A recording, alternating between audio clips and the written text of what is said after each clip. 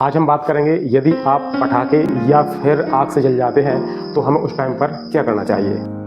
यदि पटाखे या फिर आग से आपका हाथ जल जाता है तो सबसे पहले हमें ठंडे पानी में जाके हाथ को डुबोना है या फिर हाथ के ऊपर ठंडा पानी डालना है। याद रखें, ठंडा पानी बर्फ़ का पानी नहीं होना चाहिए। हमें डायरेक्ट में जो आइस है, जो बर्फ़ है, उसको डायरेक्ट नहीं लगाना है।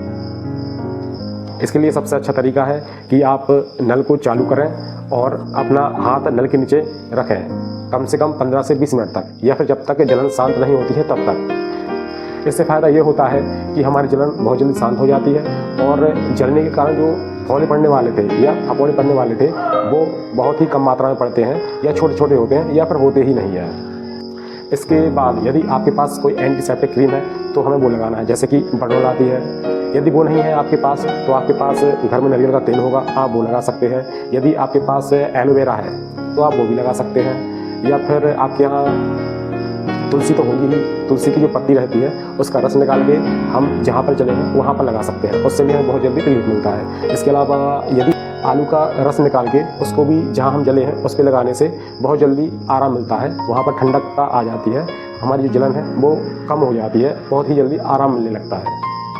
यदि हम नारियल का तेल लगाते हैं या फिर एलोवेरा लगाते हैं या फिर तुलसी के पत्ते का रस लगाते हैं या फिर आलू का रस लगाते हैं तो इनको लगाने से जो जलने के बाद जो निशान आता है वो नहीं आ पाता है। कुछ लोग क्या करते हैं, जलने के बाद तुरंत टूथपेस्ट लगा लेते हैं, जबकि हमें नहीं लगाना चाहिए।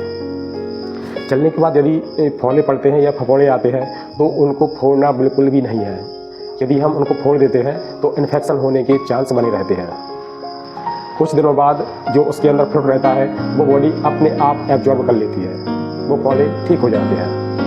यदि आप बर्फ़ का पानी या फिर आइस का पानी लगाते हैं या फिर आइस को लेके ही वहाँ पर लगाते हैं, बर्फ़ को लगाते हैं तो वहाँ पर ब्लड की क्लॉटिंग होने लगती है, वहाँ का खून जमने लगता है। इसलिए हमें बर्फ़ बिल्कुल भी नहीं लगाना है, आइस हमें बिल्कुल भी नहीं लगाना है। जहाँ हम जल जाते हैं वहाँ पर हमें कॉटन या फिर रुई डायरेक्ट नहीं लगाना है, क्योंकि वह बहुत बुरी तरह से उस घाव में चिपक जाती है जिसको निकालने में बहुत प्रॉब्लम होती है।